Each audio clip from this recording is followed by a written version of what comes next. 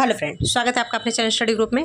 आज हम घटना चक्र पूर्वावलोकन की सीरीज के अंतर्गत राज्यपाल से संबंधित प्रश्न करेंगे। चलिए देखना स्टार्ट करते हैं। हमारा फर्स्ट क्वेश्चन है, संविधान के मसौदे में निर्वाचित राज्यपालों के प्रावधानों की मूल योजना को छोड़ दिया गया था। जो कि अब देखिए, राज्यपाल का जब चुनाव करना था तो जो निर्वाचित राज्यपाल थे उनका विचार छोड़ दिया गया था। क्यों? क्योंकि इससे क्या होता कि एक और बार निर्वाचन कराना होता है ना, जिससे कि अनावश्यक खर्चा होता, व्यय बढ़ता। निर्वाचन प्रमुख राजनीतिक मुद्दों पर लड़ा जाता। कोई जरूरी नहीं है कि जो राज्यपाल का निर्वाचन है वो हमेशा जो है राजनीतिक मुद्दों पर ही कोई भी चुनाव लड़ा जाए, ये जरूरी नहीं है। ठीक है। फिर निर्वाचित राज्यपाल अपने को मुख्यमंत्री से बड़ा मानता। तो ये बात तो सही है ना कि अगर जो राज्यपाल है अगर वो चुनाव में जीत कर आता है तो वो अपने आप को बड़ा समझेगा कि नहीं मुख्यमंत्री से। सीधी सी बात है। राज्यपाल को संसदीय प्रणाली के अधीन ही कार्य करना था। अब देखो, राज्यपाल को संसदीय प्रणाली के अधीन कार्य करना था मतलब क्या है कि जैसा केंद्र चाहे उसी के आधार पर काम करना था राज्यपाल को। तो इसके लिए जरूरी था कि ये निर्वाचित राज्यपाल न चुना जाए। ठीक है। तो इसलिए इसके हिसाब से कौन सा सही आंसर होगा? तो 1 3 4 किस में है? तो 1 3 4 है ऑप्शन नंबर सी में, यानी ऑप्शन नंबर सी इसके लिए सही होगा। आप देखिए क्या हुआ था कि जब राज्यपालों के चुनाव की बात आई तो ये सोचा गया कि उनका या तो नामांकन किया जाए या तो उनको निर्वाचित किया जाए। तो निर्वाचित करने के पक्ष में कौन कौन थे? तो निर्वाचित करने के पक्ष में थे बीजी खेर, जीबी पंत और कृष्णामाचारी। लेकिन जो उनको नामांकन की बात हुई तो नामांकन के लिए कौन तैयार था? तो अंबेडकर और जवाहरलाल नेहरू। ये लोग चाहते थे कि इनको निर्वाचित किया जाए, यानी कि नियुक्त किया जाए, इनको नियुक्त किया जाए। ठीक है। तो इस तरह से दो पार्टियां बन गई थी। तो ऑप्शन नंबर सी इसमें सही होगा। ठीक है। इसका कारण यहाँ पे दिया गया है कि केंद्र और राज्यों के बीच प्रभावी नियंत्रण नहीं रह सकता और अलगाववाद को बढ़ावा मिलेगा। तो यही सब कारण थे। फिर नेक्स्ट क्वेश्चन है, राज्य सरकार का कार्यकारी अध्यक्ष संवैधानिक प्रमुख कौन है? तो देखिए, राज्य सरकार का कार्यकारी अध्यक्ष कौन है? राज्यपाल। तो ऑप्शन नंबर बी इसके लिए सही होगा। फिर नेक्स्ट क्वेश्चन है, निम्नलिखित में से कौन राज्यपाल की नियुक्ति करता है? तो देखिए, राज्यपाल की नियुक्ति कौन करता है? भारत का राष्ट्रपति, यानी ऑप्शन नंबर डी इसके लिए सही होगा। फिर नेक्स्ट क्वेश्चन है, किसी राज्य का राज्यपाल नियुक्त किया जाता है। देखिए, किसी राज्य का राज्यपाल किसके द्वारा नियुक्त किया जाएगा? तो राष्ट्रपति के द्वारा। ऑप्शन नंबर सी इसमें सही होगा। फिर नेक्स्ट क्वेश्चन है, किसी राज्य में राज्यपाल की नियुक्ति संविधान के अनुच्छेद डैश के द्वारा की जाती है। तो किस अनुच्छेद के तहत राज्यपाल की नियुक्ति की जाती है? तो वो की जाती है अनुच्छेद 155 के तहत। तो 155 किस में है? ऑप्शन नंबर सी में, यानी option number C is right answer for this question. ठीक है। फिर नेक्स्ट क्वेश्चन है, भारत के एक राज्य के राज्यपाल से संबंधित निम्न कथनों पर ध्यान दीजिए। चलिए देखते हैं। उसे जन्म से भारत का नागरिक होना चाहिए। कोई जरूरी नहीं कि जो व्यक्ति भारत का राज्यपाल चुना जाए वो जन्म से भारत का नागरिक हो, ऐसा जरूरी नहीं है, बल्कि वो सिर्फ भारत का नागरिक होना चाहिए, चाहे वो किसी भी तरह से भारत का नागरिक हो। उसकी आयु कम से कम 35 वर्ष होनी चाहिए। तो दूसरा तो सही है, लेकिन पहला हो गया गलत। ठीक है।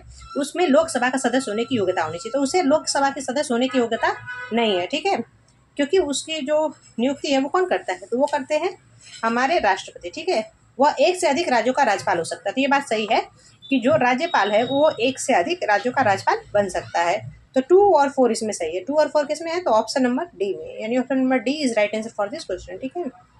फिर नेक्स्ट क्वेश्चन है, भारतीय संविधान में निम्नलिखित में से कौन सा एक अनुच्छेद भारत में राज्य के एक राज्यपाल के रूप में एक व्यक्ति की नियुक्ति के लिए योग्यता निर्धारित करता है? तो देखिए, अब कौन सा है जो राज्यपाल की नियुक्ति के लिए योग्यताएं निर्धारित करता है?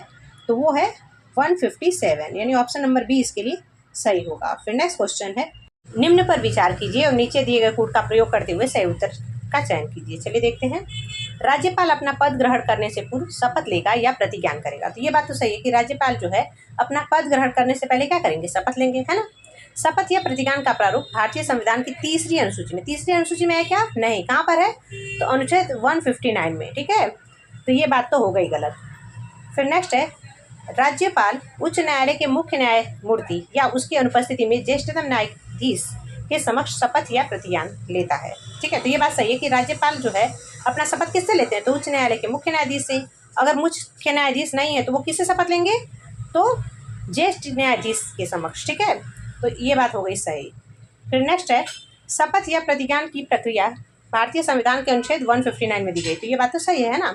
तो इस तरह से पहला, तीसरा और चौथा सही है। ठीक है। पहला, तीसरा, चौथा कहाँ पर है? तो पहला, तीसरा, चौथा है ऑप्शन नंबर बी में, यानी option number B is right answer for this question. ठीक है। फिर नेक्स्ट क्वेश्चन है, निम्नलिखित में से कौन राज्यपाल को पद की शपथ ग्रहण करवाता है? तो देखिए, राज्यपाल अपना शपथ किससे लेते हैं? तो उच्च न्यायालय के मुख्य न्यायाधीश से। ठीक है, तो यहाँ पे उच्च न्यायालय का मुख्य न्यायाधीश किस ऑप्शन में, तो चलिए देखते हैं ऑप्शन नंबर सी में। ठीक है, और उच्च न्यायालय के मुख्य न्यायाधीश नहीं होंगे तो किससे लेंगे, वरिष्ठतम न्यायाधीश से।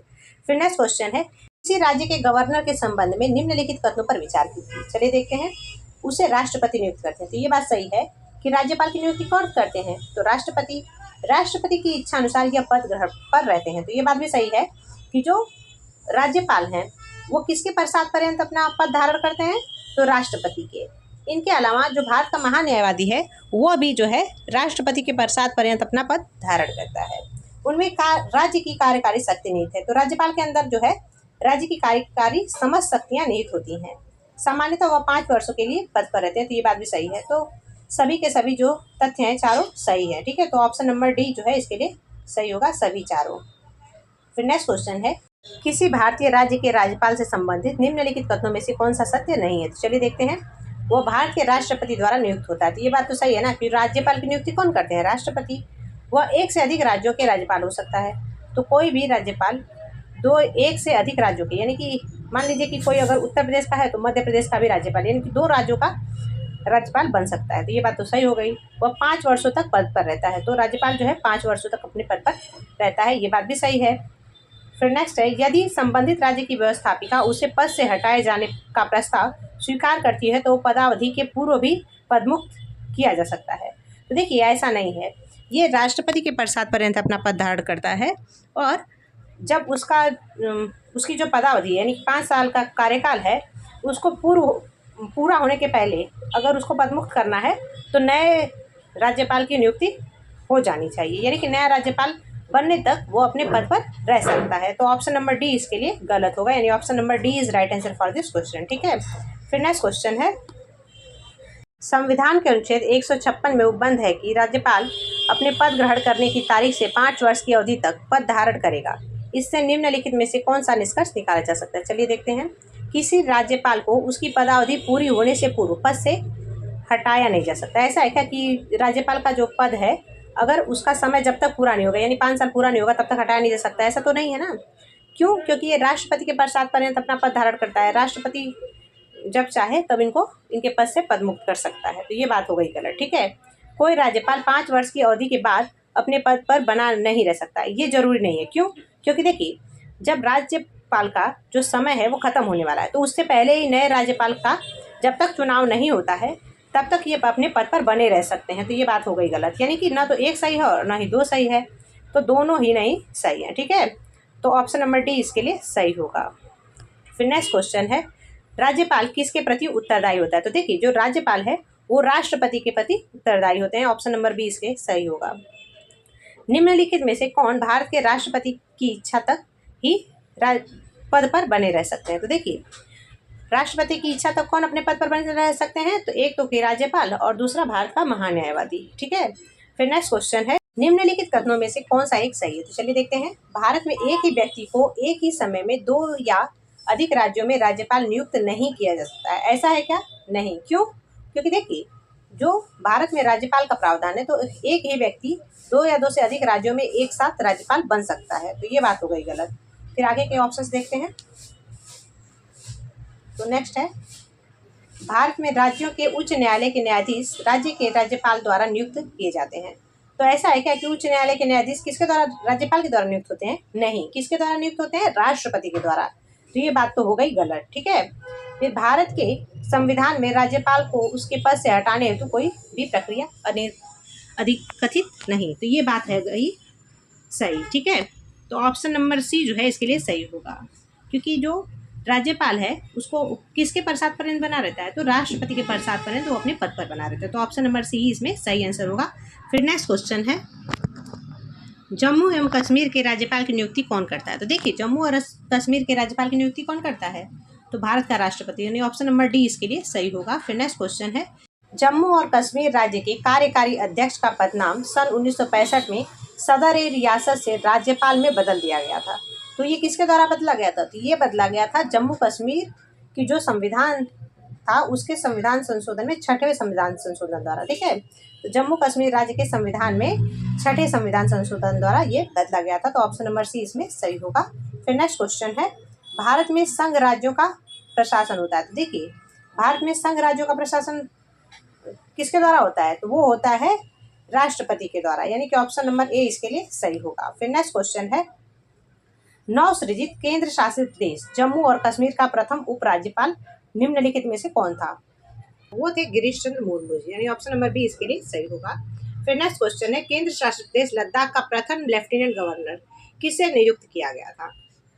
तो वो किया गया था राधा कृष्ण माथुर जी को, ऑप्शन नंबर बी इसके लिए सही होगा। फिर नेक्स्ट क्वेश्चन है,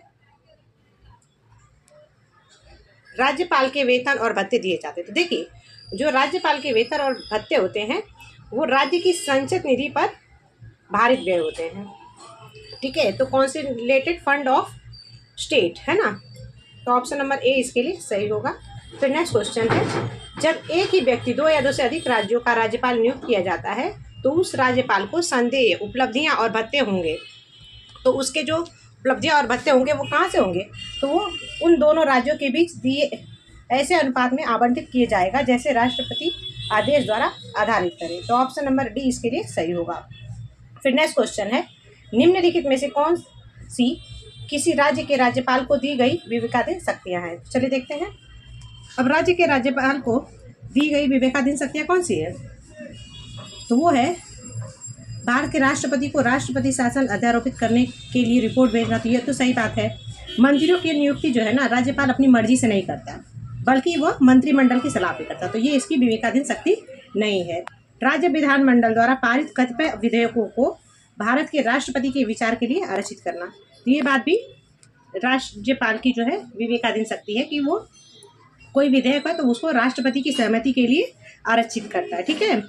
राज्य सरकार के कार्य संचालन के लिए नियम बनाना, तो राज्य सरकार के कार्य संचालन के नियम राज्यपाल नहीं बनाता है, तो इस तरह से 1 और 3 इसके लिए सही आंसर होगा। तो 1 3 कहाँ पर है? चलिए देखते हैं। 1 और 3 है ऑप्शन नंबर बी में, यानी option number B is right answer for this question, ठीक है।